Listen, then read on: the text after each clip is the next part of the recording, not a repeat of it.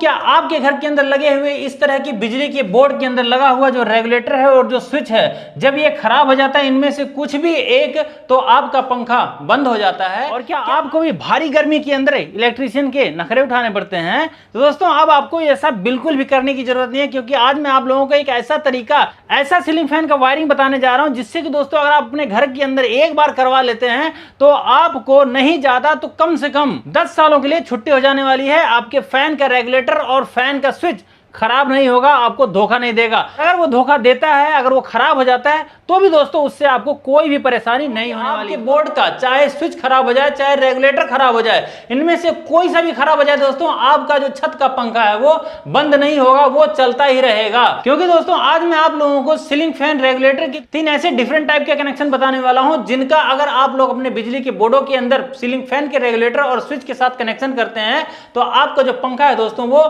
चाहे रेगुलेटर खराब हो जाए तो भी, चाहे स्विच खराब हो जाए तो भी, आपका जो पंखा है वो बंद नहीं होगा, वो चलता ही रहेगा, चाहे आप उसको रिपेयर करवाएं चाहे ना रिपेयर करवाएं। तो दोस्तों ये सब कैसे होगा, चलिए जानते हैं आज की इस वीडियो के अंदर। मैं हूं रामू प्रसाद और आप हैं ऐसी सॉल्यूशन यूट्यूब चैनल पर। पसंद आए तो वीडियो को लाइक करके जाइएगा और चैनल को सब्सक्राइब भी करके जाइएगा। तो चलिए शुरू करते हैं।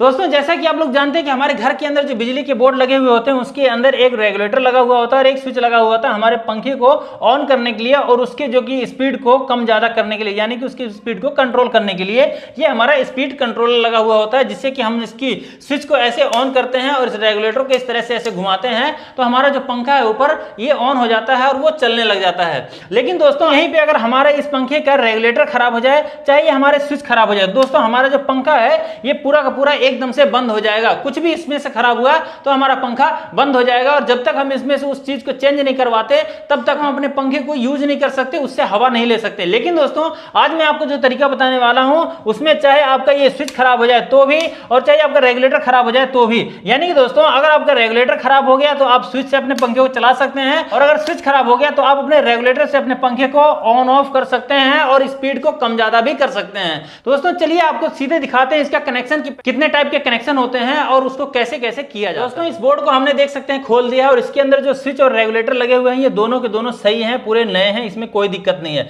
यहाँ पे दोस्तों मैं आप लोगों को एक चीज बताने की कोशिश कर रहा हूँ, जैसे हमारे जो कनेक्शन होते हैं जो आम कनेक्शन सबसे ज्यादा प्रचलित है, जिसको आम इलेक्ट्रीशियन या सभी इलेक्ट्रीशियन करते हैं, वो ये वाला है कि ये हमारी पंखे की एक वायर आ जाती है जो कि दोस्तों हमारे फेस के अगर करंट देंगे कहीं पे भी, यहाँ से निकाल के यहाँ दे दे तो हमारा पंखा डायरेक्ट चलने लग जाएगा, यहाँ पे दे देंगे तो दोस्तों हमारा पंखा स्विच से चलने लग जाएगा और वही जब रेगुलेटर से होकर के करंट हमारे पंखे की तार के अंदर आता है दोस्तों यहाँ पे जो हमारा पंखा है वो रेगुलेटर से चलने लग जाता है और स्विच से भी चलने लग जाता है। दोस्तों ये जो कनेक्शन है ये बहुत ही आम कनेक्शन है, जो कि बेसिक कनेक्शन है, यही ज्यादातर इलेक्ट्रीशियन करते हैं और इसी को मतलब सबसे ज्यादा मतलब यूज किया जाता है। लेकिन दोस्तों ऐसे में क्या होता है कि जब भी हमारा अगर रेगुलेटर खराब हो जाए, कोई ब्लास्ट हो जाए इसके अंदर या कुछ भी मतलब इसके अंदर खराब हो जाए तो करंट आगे देना बंद कर दे तो चाहे स्विच सही हो तो भी हमारा पंखा चलेगा नहीं। और मान लीजिए हमारा रेगुलेटर खराब नहीं है, बिल्कुल सही है, लेकिन स्विच ही हमारा यहां से यहां तक करंट नहीं दे रहा है तो भी दोस्तों रेगुलेटर सही होने के बावजूद भी हमारा पंखा नहीं चलेगा। लेकिन दोस्तों आज मैं जो आपको बताने वाला हूं तरीका वो ये है कि आपका अगर ये रेगुलेटर खराब हो जाएगा तो भी आपका पंखा चलता रहेगा और अगर स्विच खराब हो जाएगा तो भी आपका पंखा चलता रहेगा, यानी कि इसको करंट मिलता ही रहेगा और वो भी आपकी मर्जी से। ऐसा नहीं कि अपने आप ही डायरेक्ट चलता रहेगा, आपके पंखे को आप जिस स्पीड में चलाना चाहते हैं उस स्पीड में आप उसको चला भी पाएंगे, यानी कि उसकी स्पीड भी कंट्रोल कर पाएंगे क्योंकि आपका रेगुलेटर सही है। दोस्तों ये जो कनेक्शन है ये बहुत आम है, इस कनेक्शन को सभी लोग करते हैं, लेकिन इससे उतना फायदा नहीं होता जितना होना चाहिए।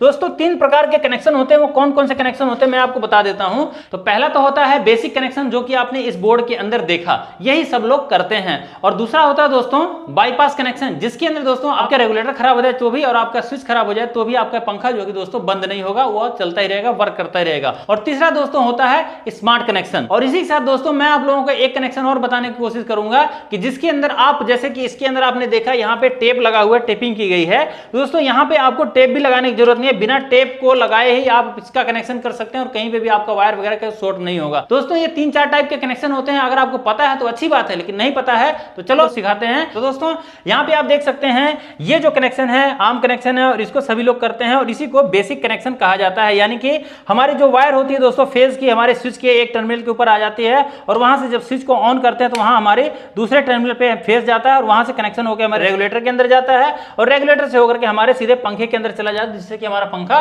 चलने लग जाता है। दोस्तों ये तो हो गया हमारा बेसिक कनेक्शन। अब दोस्तों अगर इसी को हमें बाईपास कनेक्शन करना हो तो उसको हम कैसे कर सकते हैं? दोस्तों इसके लिए सिंपली हमें क्या करना होता है, इस तार को हमें यहां से ऐसे निकाल लेना है बाहर, और बाहर निकालने के बाद में इसको भी हमें थोड़ा सा ऐसे लूज कर लेना है, फेस वाले पॉइंट को यहां से हम इस तरह से बाहर निकाल लेंगे, स्विच को कर देंगे यहां दोस्तों ऑफ, और उसके बाद इस टेप को दोस्तों हम यहां पे ऐसे निकाल करके मतलब बाहर कर लेंगे, ठीक है। और इस कनेक्शन में भी दोस्तों आपको टेप मतलब लगाने की जरूरत नहीं पड़ती है। तो दोस्तों ये दूसरे टाइप का कनेक्शन मैं बता रहा हूं, बाईपास वाला। दोस्तों इसमें देख सकते हैं इस तरह से आपको कनेक्शन करना होता है कि आपका पंखे का तार आपके किसी भी रेगुलेटर के एक तार के साथ जुड़ जाता है। अब उस जो रेगुलेटर के साथ में आपका तार जुड़ा है पंखे का इनपुट का वायर, उसको आपको सिंपली क्या करना है, इसको आपको लगा देना है अपने इस स्विच के जो दूसरा वाला टर्मिनल है उसके अंदर, यानी कि आउटपुट टर्मिनल के अंदर आपको कनेक्ट कर देना है सिंपली इस तरह से, ठीक है। यहां पे आपको इसको ऐसे कनेक्ट कर देना है,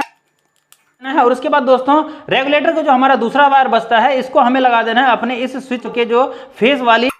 टर्मिनल है उसके अंदर आपको लगा देना है यहाँ पे, ठीक है, जिसके अंदर हमारा ये कनेक्शन आता है यहाँ पे, ठीक है। इसको यहाँ पे लगा के हम अच्छे से टाइट कर देंगे,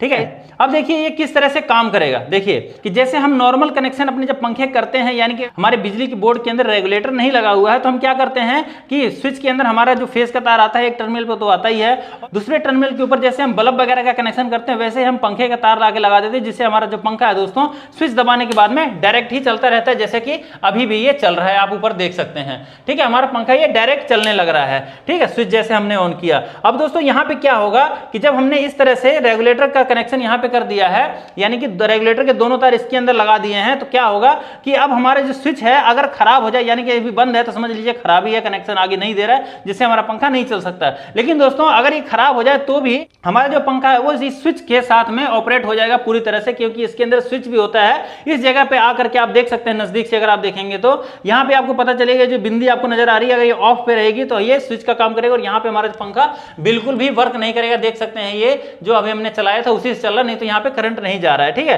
तो यहाँ पे हमारा पंखा बंद है, ये स्विच के साथ में जो रेगुलेटर के अंदर स्विच होता है उसके साथ में ये पंखे को बंद कर दिया। जैसे ही हम एक नंबर पे करेंगे वैसे हमारा जो पंखा है वो उसकी गति बढ़ जाएगी, देख सकते हैं स्पीड उसकी बढ़ चुकी है, और 2 नंबर पे करेंगे तो और भी ज्यादा स्पीड उसकी बढ़ जाएगी। देखिए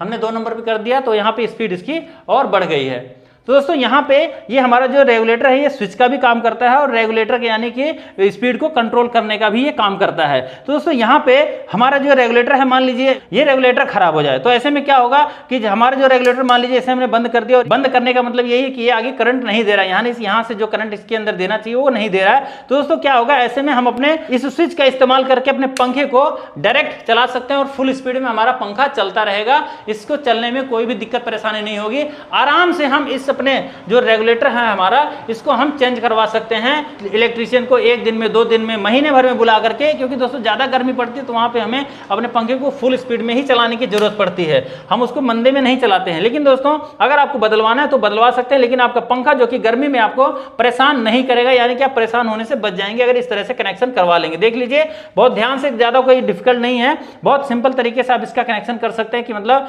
हमारा सिंपली वायर जो कि यहाँ पे आ गया, और स्विच का जो आउटपुट है उसके अंदर हमारा पंखे का तार, रेगुलेटर का तार लग जाता है, और स्विच का जो इनपुट है उसके अंदर हमारा रेगुलेटर का वायर एक जाकर लग जाता है, जो कि दोस्तों हमारा ये बाईपास कनेक्शन हो जाता है। ये दोस्तों इसको हम बाईपास कनेक्शन कहते हैं, जो कि एक बार हमारा रेगुलेटर बाईपास कर देता है कनेक्शन को, यानी फैन को मतलब करंट देने लग जाता है, और जब ये खराब हो जाता है तो हमारा ये स्विच बाईपास करने लग जाता है करंट को, जिसमें कि रेगुलेटर का काम खत्म हो जाता है, चाहे वो सही रहे चाहे खराब रहे, इससे कोई फर्क नहीं पड़ता है। तो इस तरह से तो दोस्तों हम बाईपास कनेक्शन को समझते हैं कि बाईपास कनेक्शन इस प्रकार से होता है। लेकिन दोस्तों बहुत लोग कहते हैं कि भाई हमें अपने जो ये बोर्ड होता है इसके अंदर जो हमने शुरू में आपको दिखाया टेप लगा हुआ था, तो टेप को कैसे हटा सकते हैं? वैसे टेप आप देखेंगे इसके अंदर भी कहीं पे लगाने की जरूरत नहीं है, क्योंकि हमारा कनेक्शन सीधे जाकर के ज्वाइंट होकर के इसके अंदर लग गया, टेप कहीं पे लगाने की जरूरत नहीं है। लेकिन जब इस तरह से कनेक्शन करते हैं, सब लोग यहां नजदीक से दिखाओ इसमें, तो इस तरह से जब कनेक्शन करते हैं हम यहाँ पे, तो दोस्तों यहाँ पे ये वाला तार हमारा ऐसे रह जाता है, और यहाँ जो तार हमने लगाया है इसको है ये निकल करके हमारा इसके अंदर आ जाता है, नीचे वाले में आकर के लग जाता है, और उसके बाद में दोस्तों यहाँ पे हमें लगानी पड़ती है टेप, ठीक है। इस जगह पे टेप लगाने की जरूरत पड़ जाती है। लेकिन अगर आपको इस तरह की ज्वाइंट नहीं लगाना चाहते हैं और आप सोचते हैं कि भाई यहाँ पे टेप लगाना पड़ता है, टेप हटा दूं मैं, तो उसके लिए आपको सिंपली क्या करना होता है, जैसे हमने ये लूपिंग की वायर यहाँ पे लगा रखा है यहाँ से यहाँ तक करंट देने के लिए, तो आपको क्या करना है, सिंपली आपको यहाँ से ऐसे निकाल लेना है इसे, ठीक है। यहाँ से इसको निकाल लेना है और इसको यहाँ से निकाल लेना है इधर वाले को, इस तरह से यहाँ से इसको निकाल लेना है और इस वाले वायर को आपको यहीं पे लगे रहने देना, कोई दिक्कत वाली बात नहीं है। जो आपका रेगुलेटर का वायर यहाँ लगा हुआ है इसको यहीं पे लगे रहने देना है। और क्या करना है, सिंपली इस वाले तार को आपको निकाल करके लगा देना है, कहाँ, इस जगह पे देखिए इसके अंदर लगा देना है आपको। स्विच का जो ये वाला पॉइंट है, टर्मिनल है, इसके अंदर लगा देना है।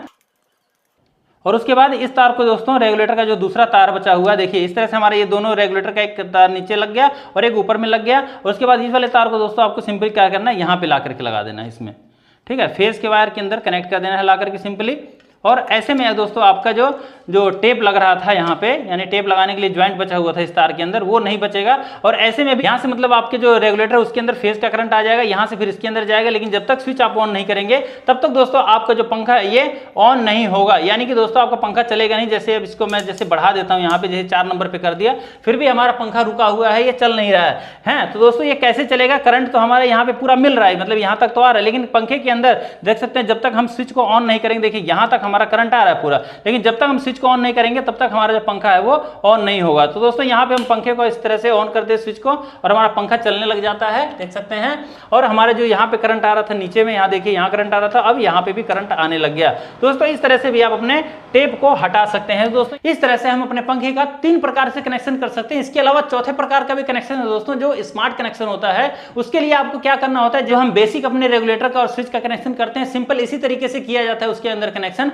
उसमें क्या होता है कि आपको स्विच नहीं लगाना होता है, सिंपली डायरेक्ट रेगुलेटर का कनेक्शन आपको उसके साथ में कर दिया जाता है, बस वहां पे उसको रिमोट के साथ में ऑपरेट करना होता है। दोस्तों उसको भी लगाना काफी ज्यादा आसान है, बाकी आपको अगर समझना हो तो मैं उसकी अलग से वीडियो आप लोगों के लिए बना दूंगा, आप लोग बता दीजिएगा। बाकी दोस्तों इस प्रकार से आप अपने पंखे के 3 प्रकार से कनेक्शन कर सकते हैं। एक में आपका पंखे का रेगुलेटर खराब हो जाए तो भी, स्विच खराब हो जाए तो भी आपका पंखा बंद हो जाएगा। तो दूसरा बाईपास वाला कनेक्शन है, उसके अंदर आपका चाहे स्विच खराब हो जाए तो भी या चाहे रेगुलेटर खराब हो जाए तो भी आपका पंखा बंद नहीं होगा, वो चलता ही रहेगा। और तीसरा दोस्तों ये है कि अगर आपको अपने पंखे के वायर के अंदर से जो टेपिंग होती है वो टेप हटाना हो है, यानी कि ज्वाइंट ना दिखे कहीं पे, तो आप उसको इस तरह से कर सकते हैं कि मतलब उसको आप जैसे हमने आपको यहाँ पे बताया इस तरह से भी कर सकते हैं। और बाईपास वाले कनेक्शन में भी आपको टेप लगाने की जरूरत नहीं पड़ेगी। दोस्तों इस तरह से आप अपने पंखे के 3 प्रकार के कनेक्शन कर सकते हैं, बल्कि एक चौथा भी बता दिया हमने स्मार्ट वाला, जो कि हमने विस्तार से नहीं बताया, फिर कभी आपको बता देंगे अगर आप चाहेंगे तो। दोस्तों कैसी लगी आपको हमारी जानकारी, हमारी वीडियो मुझे कमेंट करके जरूर बताइएगा। और इसी तरह की वीडियो, इसी तरह की जानकारी हमारे चैनल को सब्सक्राइब भी कर लीजिएगा अगर अभी तक आपने नहीं किया होगा। चलिए मिलते हैं किसी नेक्स्ट वीडियो में किसी नई जानकारी के साथ, तब तक के लिए नमस्कार, जय श्री राम।